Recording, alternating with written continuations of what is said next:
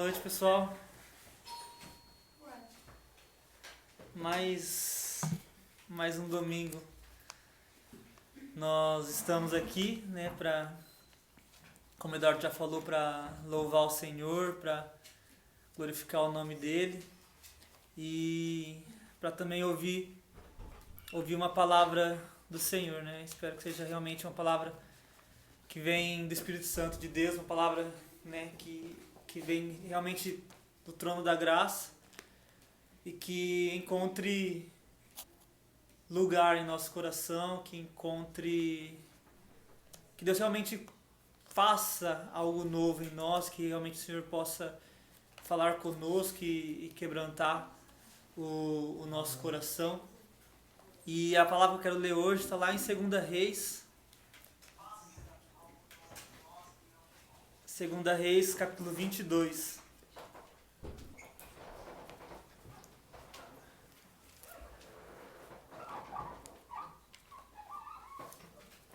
Segundo livro dos Reis, capítulo 22.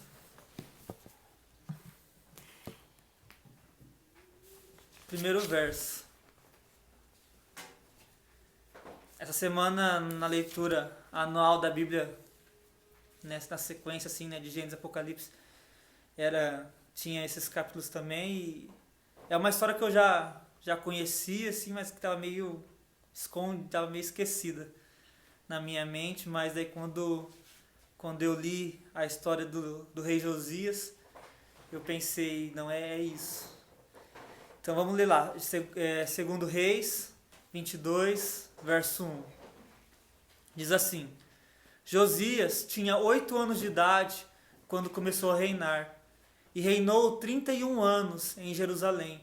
A mãe dele se chamava Gedida, e era filha de Adaías de Boscate. Verso 2. Josias fez o que era reto aos olhos do Senhor.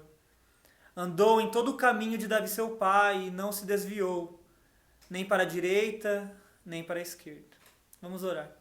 Senhor Deus, Pai, obrigado, Deus, pela Tua palavra. Obrigado, Senhor, porque o Senhor nos deu, Pai, a Tua palavra. Obrigado, Senhor, porque nós estamos num país, ó Deus, onde todos podemos ter a Bíblia, onde nós podemos compartilhar, ó Deus, do Teu Evangelho, onde podemos compartilhar do Senhor, onde ainda podemos nos reunir, onde ainda podemos, ó Deus, adorar ao Senhor em comunhão, em comunidade, Pai. Obrigado, Deus, porque o Senhor inspirou homens e mulheres, ó Deus, para que a Tua palavra chegasse até nós, ó Pai. Mesmo em meio a tantas perseguições, em tantas adversidades, o Senhor guardou, o Senhor preservou a Tua palavra viva e eficaz, ó Deus, até hoje, para os nossos corações, ó Deus. Venha falar, ó Deus, conosco através da Tua palavra, que seja a boca do Senhor, que seja o Teu Espírito Santo ministrando, Pai, em nome de Jesus. Amém. Então, né, um pouco do contexto aqui de, não sei quantos conhecem a história, né, de Israel, a história desse reino que começa em Abraão, né, um pouco com Deus prometendo para que Abraão seria pai de multidões, que de Abraão seria feita uma grande nação, né, e muitas coisas acontecem, passa por Esaú e Jacó, por José e seus irmãos. Depois o povo é levado para o Egito, fica lá, Moisés resgata o povo, eles vão em direção à Terra Prometida.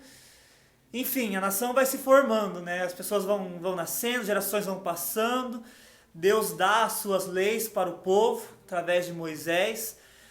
E, enfim, eles vão crescendo, eles viram uma nação. Vai chegar então na época de Samuel, de Saul, o povo vai pedir um rei. Então, e aí legal também que Deus fala assim para Samuel, eles estão pedindo um rei não porque eles estão rejeitando a você, Samuel, profeta, mas eles estão pedindo um rei porque eles rejeitaram a mim, o Senhor. Então Deus constitui Saul como rei. Enfim, Saul reina, logo depois de Saul vem o rei Davi. Depois, então, Davi faz uma aliança com o Senhor de que a descendência de Davi jamais sairia do trono. né, que sempre seria a família de Davi a herdeira do trono de Israel. Então depois de Davi vem Salomão, e depois de Salomão, o filho de Salomão, Roboão, a nação se divide, né? Aquelas 12 tribos dos 12 filhos de Jacó. Então fica 10 tribos para o reino do norte, 2 tribos para o reino do sul. Fica a tribo, as tribos do norte chamado da nação de Israel, e as tribos do sul, que era só Judá e Benjamim, como o reino de Judá. Então Josias, aqui que a gente leu, ele está reinando no reino de Judá, né? Josias faz parte dessa descendência de Davi, né? Que a descendência de Davi ela continua perpetuamente no reino do sul, no reino de Judá. E só a fim de curiosidade, Josias é o 20º rei após Saul. Ele reina 322 anos após o rei Davi. Só que depois de Davi, assim, depois de Salomão, a nação de Israel começou a ter um declínio espiritual. Eles começaram a se afastar do Senhor, eles começaram a seguir o que as outras nações faziam, eles começaram a imitar os outros povos naquilo que justamente Deus ordenou que eles não fizessem. Justamente naquilo que Deus ordenou que, olha, tomem cuidado, não façam, não tenham relação com esse povo, porque esse povo vai levar vocês à ruína. E, enfim, eles acabam não ouvindo a Deus, não ouvem os profetas, eles matam seus profetas, eles matam seus sacerdotes. Enfim, e rei após rei, parece que a nação de Judá e de Israel vai ficando cada vez pior, cada vez pior. Tanto é que o bisavô, não, o vô de Josias, que era Manassés, ele foi o pior rei de Judá. Né? Na palavra de Deus, no capítulo 21, versos 5 e 6,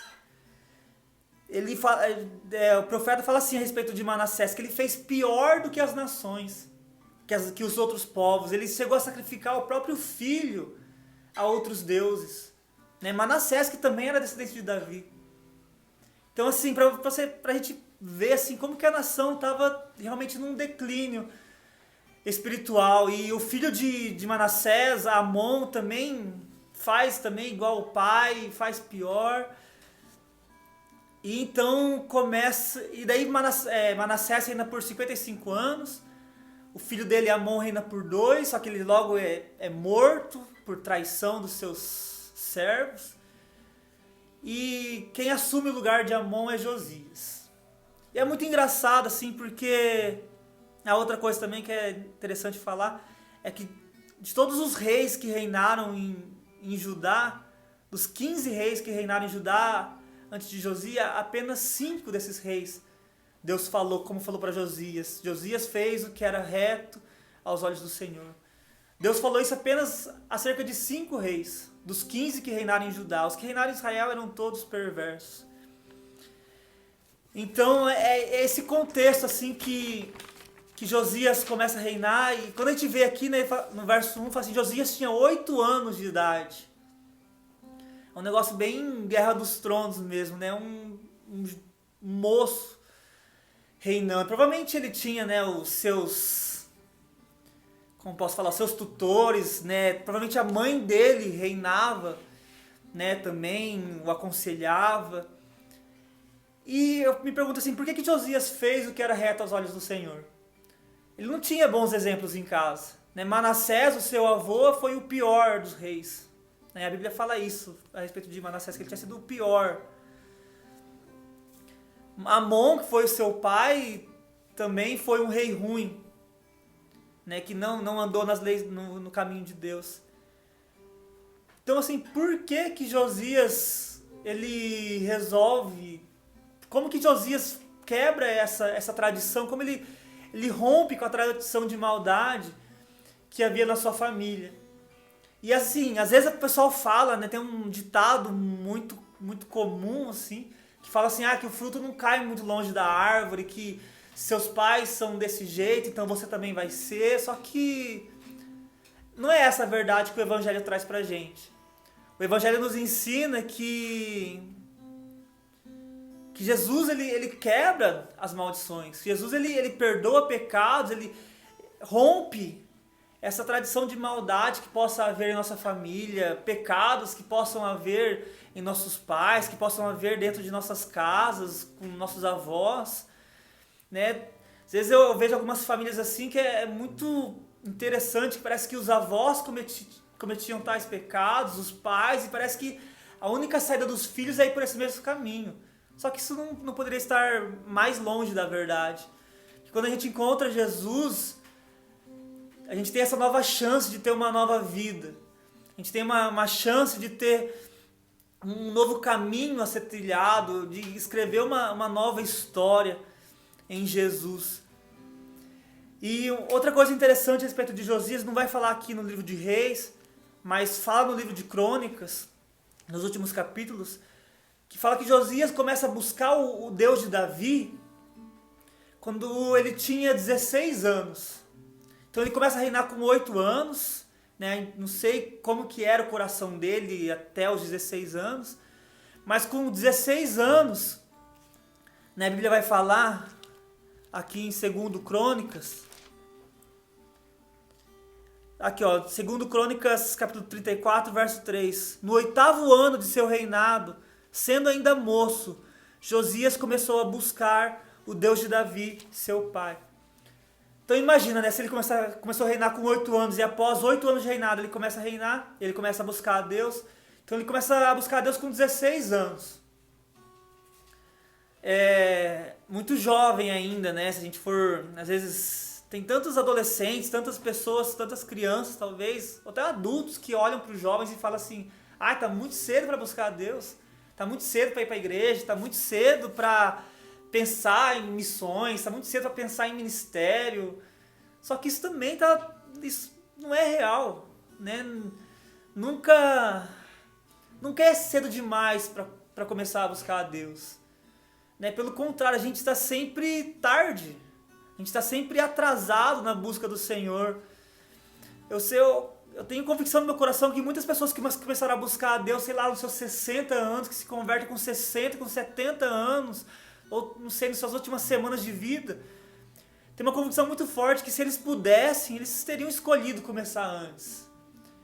Eu sei que eu teria escolhido, né, na minha caminhada mais profunda com Deus, ter começado antes também. Né, ter mudado algumas coisas antes, ter feito algumas coisas diferentes antes, ser mais intencional com Deus mais cedo. Ainda que eu tenha me batizado com 11 anos, eu sei que em Deus não há, como Paulo vai falar, não há jovem, nem velho, nem moço, não há homem nem mulher, todos são iguais. Todos têm essa oportunidade de buscar a Deus. Então esse é Josias. Josias que rompe com a tradição de maldade da sua família. Josias que começa a buscar a Deus e, de novo, né? Lembra que a nação estava em declínio, eles não buscavam mais o Senhor. Eles não consultavam mais a Deus. Tinha ídolos, né? Se depois de Moisés o pessoal criou um bezerro de ouro, aqui não tinha apenas um bezerro de ouro, mas Israel tinha feito 2 bezerros de ouro. Judá tinha levantado postes a Baal, a deusa... Esqueci o nome da deusa.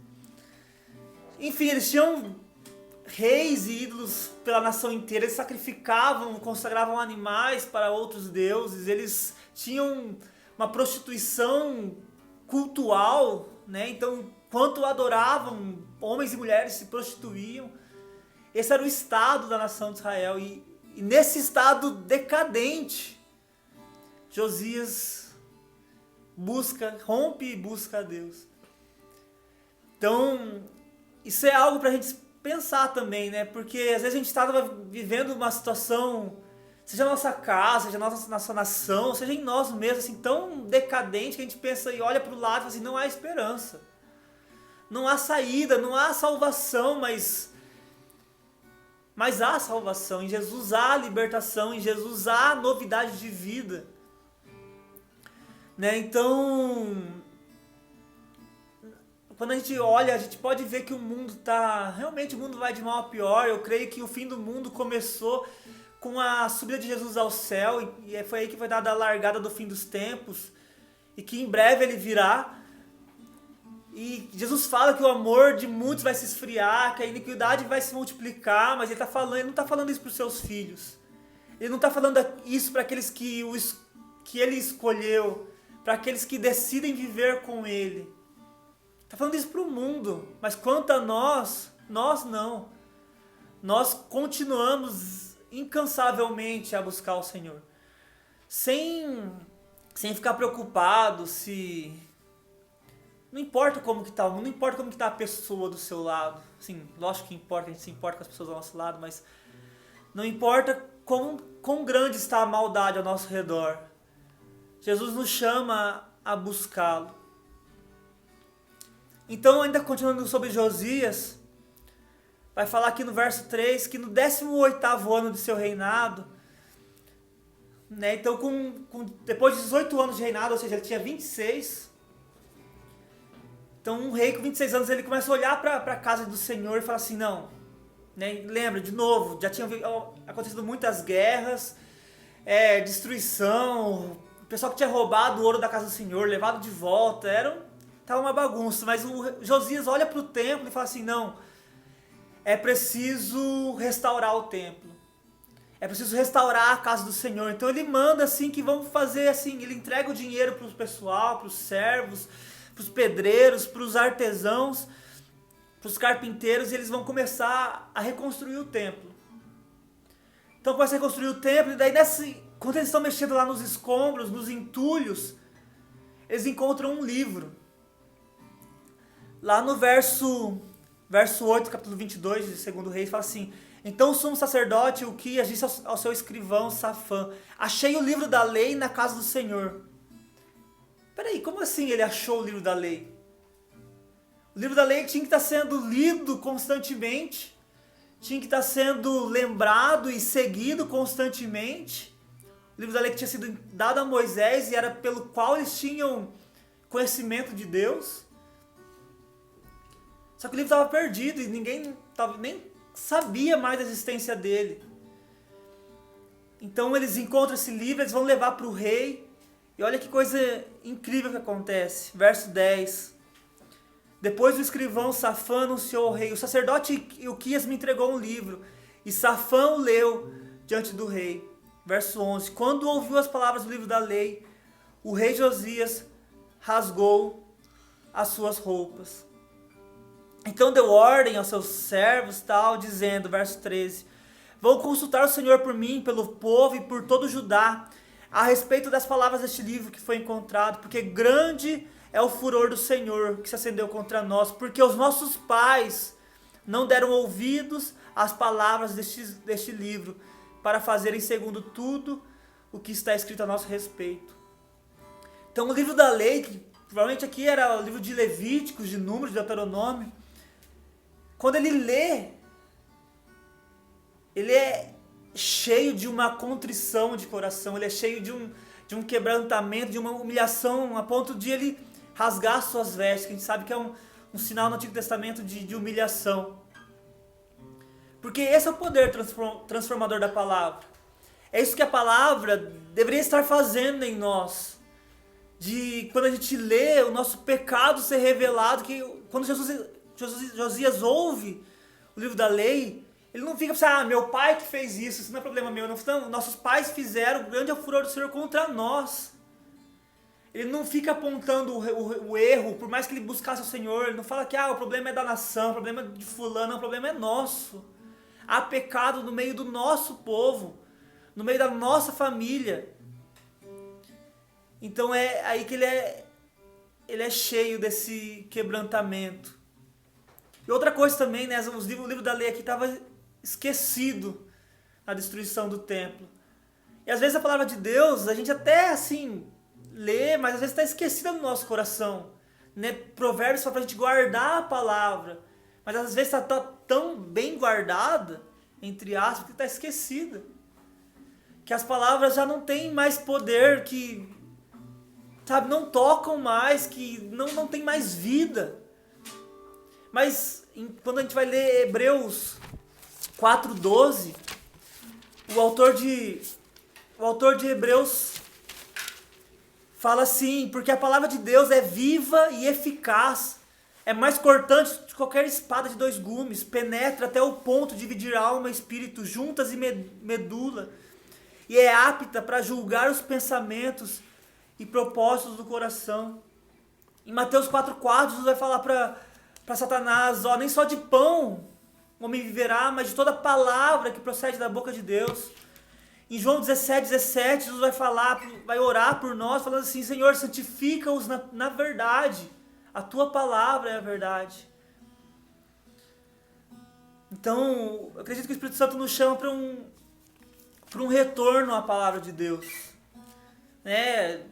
Esses tempos atrás saiu no meio gospel assim, um pregador que falou que a palavra de Deus nem era tão importante, nem é tão real assim. Mas isso é mentira. Se a gente não tiver a palavra de Deus, como a gente vai conhecer a Deus? Como a gente vai saber quem Jesus é? De quais fontes a gente vai buscar a Deus? Vai saber dos atributos dele? Tudo que a gente tem, físico e material, é a palavra de Deus. É lógico que o relacionamento com Deus não é só a leitura da palavra, mas tem a busca com nossos irmãos, tem a oração, tem a intercessão, o louvor. Mas o nosso princípio, nossa regra de fé e prática é a Bíblia. Juntamente com a tradição que nos ensina como a Bíblia deve ser interpretada, os pais da igreja, os discípulos, enfim. Mas é a Bíblia, tem que começar pela Bíblia. E é muito difícil a gente falar que a gente crê em Deus, que a gente obedece a Ele, se a gente nem conhece quem Ele é. A gente nem sabe o que Ele pensa de nós. Então Josias, ele ouve a palavra de Deus, conforme Paulo fala, a fé vem pelo ouvir e ouvir a palavra de Deus. Então, de certa forma, Josias aqui se enche de fé e como sinal de humilhação e arrependimento, ele rasga suas vestes diante de Deus. E esse é outro ponto, que em tempos assim de proximidade dos fins do tempo, como alguns acreditam, com tempos de dificuldade para a igreja, que o pessoal fala muito, que é arrependimento. E há muitos conceitos errados de arrependimento, que muita gente acha que é só choro, que é só lágrima, que é uma oração de confissão, mas arrependimento vai além. Arrependimento tem a ver com a conversão dos nossos pensamentos. E não só dos pensamentos, mas das nossas práticas. Não é apenas eu sei que estou errado, mas é um abandono da nossa vida antiga. E em 2 Coríntios 7, verso 9, diz assim, Paulo falando, mas agora me alegro, não porque vocês ficaram tristes, mas porque essa tristeza os levou ao arrependimento, pois vocês foram entristecidos segundo Deus, para que de nossa parte não sofressem nenhum dano. Porque a tristeza segundo Deus produz arrependimento para a salvação, que a ninguém traz pesar, mas a tristeza do mundo produz morte. Vejam quanto cuidado produziu em vocês o fato de serem entristecidos segundo Deus. Que defesa, que indignação, que temor, que saudade, que zelo, que desejo de punir o culpado. Em tudo vocês se mostraram inocentes neste assunto. Em 2 Crônicas também vai falar, se meu povo que se chama pelo meu nome se humilhar e orar, buscar a minha face e se converter dos seus maus caminhos, então eu ouvirei do céu, perdoarei seus pecados. E o final do versículo, 2 Crônicas 7,14, e sararei a sua terra. É fato hoje que o mundo está enfermo, não só fisicamente, mas de Deus. Antes de qualquer problema de saúde, o mundo está enfermo espiritualmente. Antes de a gente precisar de qualquer vacina física, a gente precisa da vacina espiritual, que é o sangue de Jesus. E isso a ciência não vai trazer, o homem não vai trazer, mas Deus já enviou o seu Filho. Deus já entregou por nós para que nós pudéssemos ter saúde espiritual. É claro que se Deus quiser nos dar saúde física também, prosperidade, é com Ele, mas a vida espiritual Ele já nos dá, e não apenas qualquer vida, mas a vida abundante, a vida plena. Mas então a gente pensa, né, do que a gente precisa se arrepender? Sabe, qual que é o problema do mundo? Qual que é o problema da igreja brasileira, da nossa igreja, da igreja batista, da minha casa? Qual que é o problema do Vitor que a gente precisa se arrepender?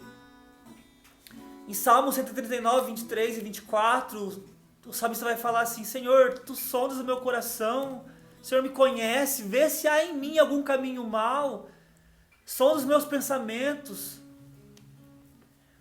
Né? É claro que tem alguns pecados que a gente consegue olhar no exterior, que a gente consegue ver o problema do outro, mas há alguns outros em nós, em nosso coração. Há pecados que a gente precisa largar, assim como, né, voltando para a história de Josias. Então Josias, ele vai, só para eu falar assim, qual que é a consequência desse arrependimento dele.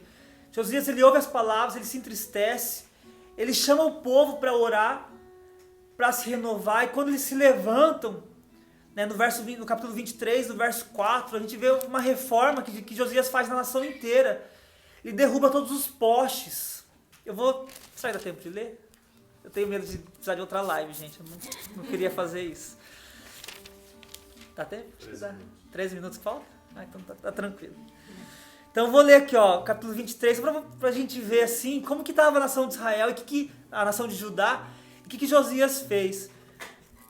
Segundo livro de Reis, capítulo 23, verso 4. Então o rei ordenou ao sumo sacerdote Ilquias, aos sacerdotes da segunda ordem, aos guardas da porta, que tirassem do templo do Senhor, estava no templo do Senhor, na casa de Deus, os utensílios que tinham sido feitos para Baal, para o poste da deusa Azerá, e para todo o exército dos céus. Ele os queimou fora de Jerusalém, nos campos do Cedron, e levou as cinzas para Betel.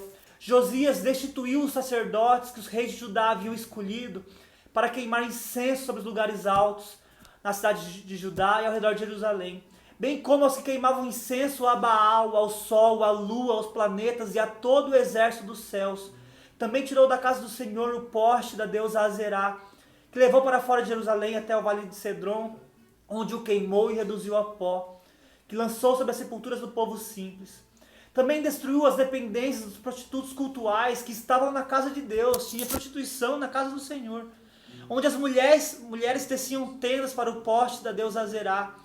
Josias trouxe todos os sacerdotes da cidade de Judá e profanou os lugares altos em que os sacerdotes queimavam incenso, desde Geba até Berseba. Derrubou os altares das portas que estavam à entrada. Verso 10. Josias também profanou o Tofete, que ficava no vale dos filhos de Inom, para que ninguém queimasse o seu filho ou a sua filha como sacrifício a Moloque. Verso 12. O rei também derrubou altares que estavam sobre a sala de Acás, sobre o terraço, altares que foram feitos pelos reis de Judá, bem como os altares que Manassés tinha construído nos átrios da casa do Senhor. Ele os fez em pedaços, tirou dali e lançou o pó deles no ribeiro de Cedron. Verso 15. Josias também derrubou o altar que estava em Betel e o lugar alto que Jeroboão, filho de Nebate, havia construído para levar Israel a pecar. Destruiu o lugar alto, reduziu a pó o seu altar e queimou o poste da deusa Azerá. Verso 16. Quando Josias olhou ao seu redor, viu as sepulturas, mandou tirar dela os ossos e queimou sobre o altar. Ele profanou os altares. Verso 19. Josias também tirou todos os santuários dos lugares altos que haviam na cidade de Samaria e que os reis de Israel tinham feito para provocarem o Senhor a ira. Verso 20. Também matou todos os sacerdotes dos lugares altos que havia ali sobre os altares e queimou ossos humanos sobre eles. Depois voltou para Jerusalém.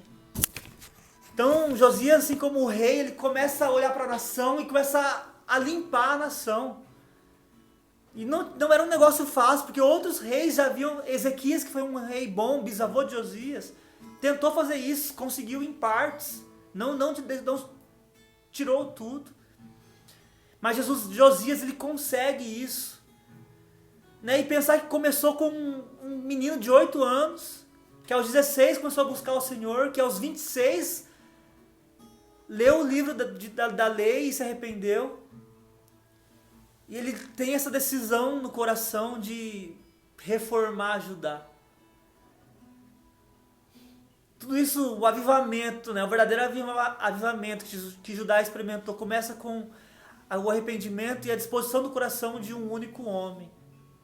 E a gente fica esperando avivamento no Brasil, a gente fica esperando avivamento na nossa igreja, seja lá o que isso significa para você, né? Mas avivamento é de fato uma volta para a palavra, é de fato uma volta para a santidade, né? Se vai ter sinais, vai ter maravilhas, eu acredito que isso é secundário, mas o importante são os corações voltados a Deus, que acontece em Judá.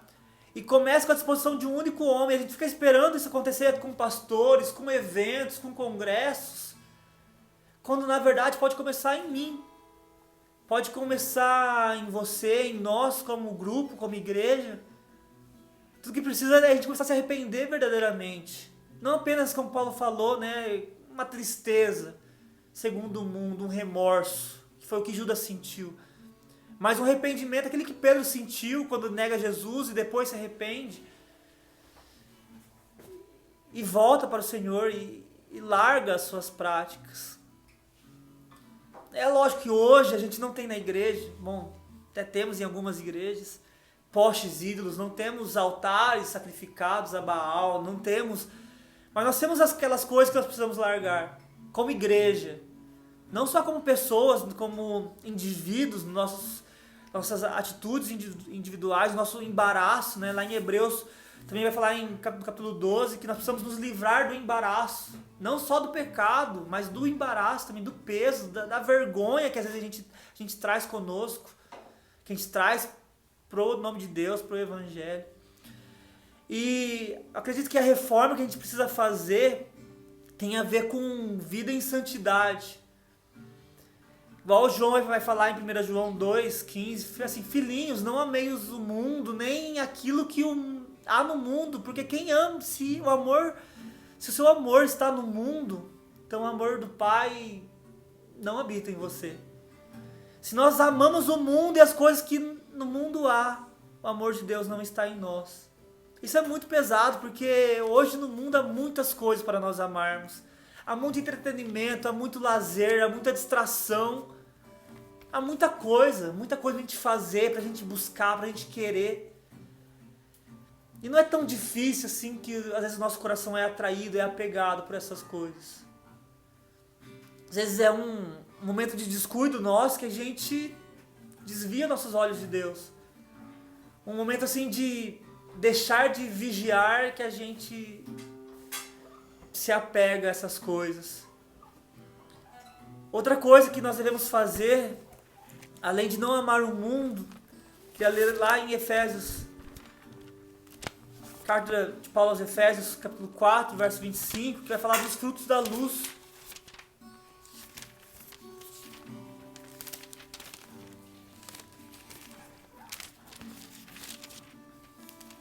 Diz assim, 4:25, por isso, deixando a mentira, que cada um fale a verdade com o seu próximo, porque somos membros do mesmo corpo. Fiquem irados, mas não pequem. Não deixe que o sol se ponha sobre a ira de vocês. Não deem lugar ao diabo. Aquele que roubava, não roube mais. Pelo contrário, trabalhe, fazendo com as próprias mãos o que é bom, para que tenham que repartir com o necessitado. Não saia da boca de vocês nenhuma palavra suja, mas unicamente que for boa para a edificação. Verso 30, não entristeça o Espírito Santo de Deus, no qual vocês foram selados para o dia da redenção. Que não haja no meio de vocês qualquer amargura, indignação, ira, gritaria, blasfêmia, bem como qualquer maldade. Pelo contrário, sejam bondosos, compassivos uns para os outros, perdoando uns aos outros, como também Deus Cristo perdoou vocês. Sejam imitadores de Deus como filhos amados, vivam em amor, como Cristo também nos amou e se entregou por nós, como oferta e sacrifício de aroma agradável a Deus. Ele vai continuar falando que a imoralidade sexual, toda impureza ou avareza não seja nem sequer mencionadas entre vocês, como convém a santos. Não use linguagem grosseira, não digam coisas tolas, nem indecentes, porque isso não convém. Pelo contrário, digam palavras de ação de graças. Fiquem sabendo disso, nenhuma pessoa imoral, impura, avarenta, tem herança no reino de Cristo e de Deus. E ele vai continuar falando, né? E no verso 18 do capítulo 5, assim, não se embriagam com vinho, mas encham-se com o Espírito Santo. Falem entre vocês com salmos, hinos, cânticos espirituais, cantando e louvando com o coração ao Senhor, dando sempre graças por tudo ao nosso Deus, Pai, em nome de nosso Senhor Jesus Cristo.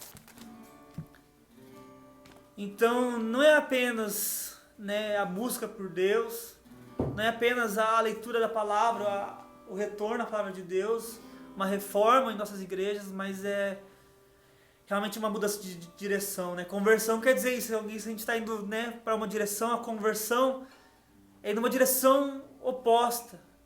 Não é assim ficar desviando das pedras, não é ficar pegando atalhos, mas se eu estou indo para o norte, agora eu vou para o sul. Se eu estou indo para o leste, agora eu vou para o oeste. E outra coisa também, voltando para a história de Josias, que depois dessa reforma toda que eles fazem, eles então celebram a Páscoa. Lá no capítulo 23, verso 21 de Reis, fala assim: o rei deu ordem a todo o povo dizendo: celebrem a Páscoa ao Senhor, o Deus de vocês, como está escrito neste livro da aliança. Olha o verso 22, porque nunca se celebrou uma Páscoa como esta, desde os dias dos juízes que julgaram Israel, nem durante os dias dos reis de Israel, nem nos dias dos reis de Judá. Pensa, nem Davi tinha celebrado uma Páscoa de acordo exatamente com o livro da aliança. Mais de 6, acho que uns, não sei se eu anotei aqui, praticamente 400, 500 anos que a Páscoa não era celebrada de forma da vontade de Deus, como Deus queria. Olha como eles estavam afastados de Deus. Então, e nós também, né? Talvez hoje a nossa Páscoa, digamos assim, nossa celebração mais próxima da Páscoa deles é a nossa ceia mensal, diária, né? Seja como nós celebramos a ceia. Então, assim, que da próxima vez que a gente celebrar a ceia, teria sido hoje, né? Na verdade, segundo domingo. Que da próxima vez que a gente celebrar a ceia em comunhão, na igreja, que talvez Deus possa olhar pra gente e falar assim: nossa, nunca celebrou uma ceia como essa. Não porque a gente está com saudade da igreja, não porque a gente está com saudade de comer pão e beber suco de uva, mas porque a gente está com o nosso coração contrito e voltado para Deus, porque porque Deus moveu o nosso coração nesse tempo, não por causa de um vírus, mas por causa da sua palavra, que seja a palavra a mover o nosso coração, que não seja a situação, que não seja o medo da morte, que não seja o medo do fim dos tempos, mas seja a palavra de Deus, a vontade de querer estar com Deus por si só, de querer estar com Jesus por si só, porque não há coisa melhor, como a gente cantou hoje. Então, que da próxima vez que a gente celebrar a ceia também, a gente possa ter isso em mente, um arrependimento segundo Deus, né? Uma tristeza segundo Deus, segundo o Espírito Santo, e que nos converta o nosso coração. Que o Senhor ache em nós corações contritos, corações quebrantados, que o Senhor promova essa reforma em nós. É claro, a gente não vai conseguir. Se a gente lutar com nossas forças, a gente lutar com nossas vontades, esquece. A gente pode até conseguir por um dia, 2 dias, seja lá um tempo, mas a verdadeira reforma, o verdadeiro arrependimento é o Espírito Santo que traz em nós, através de Jesus, o sangue de Jesus, o sacrifício de Jesus que faz isso em nós. Que possamos pedir isso a Deus, que Ele faça em nós, que Ele aviva a sua obra, o seu poder, o poder da palavra, o poder transformador da palavra em nós. Amém? Vamos orar. Tá quanto tempo? 30 segundos? Alguns minutinhos. Tá, vou orar então. Senhor Deus, tem misericórdia de nós, ó Pai. Como nação, Pai, brasileira, como igreja do Senhor, como corpo de Cristo, como seus filhos, ó Pai, tem misericórdia de nós, ó Pai. Pai, talvez haja em nós, ó Pai, e o Senhor que nos sonda, o Senhor que nos conhece, Pai. O Senhor nos sonda melhor do que nós mesmos, ó Pai. O Senhor conhece os ídolos que levantamos em nosso coração. O Senhor conhece os ídolos que levantamos, ó Pai, em nossas igrejas, em nossas casas. Mas eu te peço, Pai, que o Senhor, no seu sondar, ó Pai, no seu conhecer de nós, ó Pai, que o Senhor coloque, Senhor, os ídolos à luz, ó Pai. Que o Senhor traga aquilo que estava escondido à luz, ó Pai, diante de nossos olhos, ó Pai, diante do nosso coração. E nos leve ao arrependimento, Pai. Nos leve, Senhor, a um quebrantamento, nos leve a uma contrição, Pai, de coração, Pai. A ponto de rasgarmos nossas vestes, ó Pai. Não fisicamente, mas as vestes da nossa alma, Pai, do nosso coração diante do Senhor. Nós não queremos continuar chorando sem que isso produza em nós uma conversão. Não queremos continuar falando e nos remoendo, Pai, sem que isso gere em nós, ó Pai, um arrependimento que vem do Senhor. Produz isso em nós, ó Pai, produz em nós, ó Deus, frutos de arrependimento, Senhor. Quebre, Senhor, os ídolos, ó Pai. Quebre, Senhor, as amarras, ó Deus, as cadeias, ó Pai. Os grilhões, ó Deus, que nos aprisionam, Pai. Quebra, Senhor, em nós o poder que o mundo exerce sobre nós, o poder que as trevas possam estar exercendo sobre os teus filhos, ó Pai. Quebre, Pai, pelo poder que há no nome de Jesus, pelo poder que há na Tua Palavra, Pai, que habita ricamente em nosso coração, pelo poder que há no Teu Espírito Santo, Senhor. Faz reforma, Deus, em nós. Reforma, Senhor, nossa vida, Pai. Não para que sejamos bons, ó Pai, não para que sejamos vistos, não para que sejamos conhecidos, mas para que a Sua luz brilhe. Para que a luz do Senhor, ó Pai, brilhe, para que a Tua vida, Pai, resplandeça, Senhor. Em nome de Jesus, ó Pai, nós dependemos do Senhor, nós precisamos de Ti, Senhor. Não há ninguém, Senhor, que nosso coração anseie mais. Não há ninguém que nosso coração deseje mais, ó Pai. Tira de nós o amor pelo mundo, ó Pai. Tira de nós, ó Pai, as coisas que o nosso coração não tem se apegado, Senhor. Tira de nós, ó Deus, todo o embaraço, Pai. Todo o peso, Pai. Tudo aquilo que tenazmente tem nos assediado, Pai, e trazido vergonha, Senhor, para a Tua igreja. Trazido vergonha para o Teu Evangelho, Pai. Nós não queremos ser motivos de vergonha, Pai. Mas nós queremos ser realmente agentes da Tua luz, ó Pai. Propagadores do Teu Evangelho, Senhor. Que a gente sabe, Deus, que é a Tua Palavra, Senhor, que vai fazer algo, Deus. É o pregar a Tua Palavra, é o propagar do Seu Evangelho que vai trazer mudança, Pai. Não são músicas, não são eventos, não são pessoas, moveres, ó Deus, mas é a Tua Palavra viva e eficaz, que divide, Senhor, nossa alma e nosso espírito, Senhor, a ponto de mostrar quem nós somos. Mas muito mais do que isso, Pai, nós não queremos olhar para quem nós somos, nós queremos olhar para quem Tu és. Queremos olhar para o Teu poder, queremos olhar para os atributos do Senhor, ó Pai. Em nome de Jesus, ó Pai, nos ajuda, Pai. Se começarmos a desviar do Seu caminho, Pai, que o Senhor nos traga de volta, que o Senhor nos puxe, ó Deus, com Seus laços de amor, ó Pai. Que o Senhor nos atraia para Ti, que o Senhor nos agarre, ó Deus, com as Suas mãos de amor e de bondade, Pai. Não nos deixe vacilar, não nos deixe cair, ó Pai. Sabemos que o Senhor é poderoso, Pai, para nos impedir de tropeçar. O Senhor é poderoso, Pai. Nós queremos nos apegar à Tua Palavra, Deus, nas promessas da Tua Palavra, Senhor. Em nome de Jesus, ó Pai. Em nome do Senhor Jesus, ó Pai, que a gente sabe que é só por Ele, Deus. Só o sacrifício dEle, Pai. Não é o nosso sacrifício, Pai. Não é o sacrifício de pastores, de líderes, ó Pai, de missionários, mas é o sacrifício de Jesus que nos salva, que nos liberta, Pai. Em nome de Jesus, ó Deus. Amém. Pode encerrar? Vai cantar, mas vai cantar de novo? Não? Não? Bom, então é